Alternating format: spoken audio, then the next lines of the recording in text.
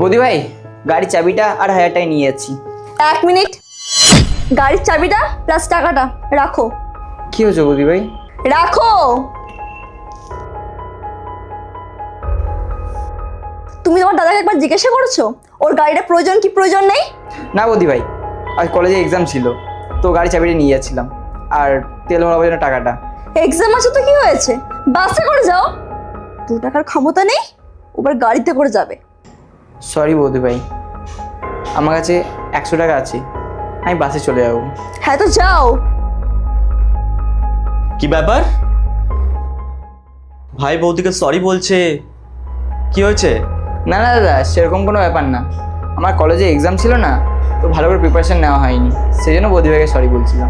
মিথ্যে কথা বলার কি আছে, যেটা হচ্ছে সত্যি বলো। জানো কি হয়েছে, ও তোমার গাড়িটা নিয়ে যাচ্ছিল কলেজে। তো তুমি মানা কেন করেছো?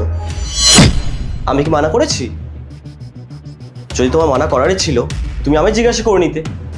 আরে আমি তো তোমার ভালোর জন্যই বলছিলাম। আচ্ছা, আমার ভালোর জন্য বলেছিলে।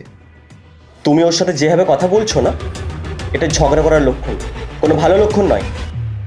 তুমি কি চাইছো যে আমাদের ভাই ভাইয়ের মধ্যে একটা ঝগড়া সৃষ্টি হোক, একটা বিবাদ সৃষ্টি হোক, তারপর তুমি ওকে ঘর থেকে বের করে দেবে, আর সবার সামনে তুমি এটা বলবে যে ও একটা বেকার ছেলে, ওর দ্বারা কিচ্ছু হবে না।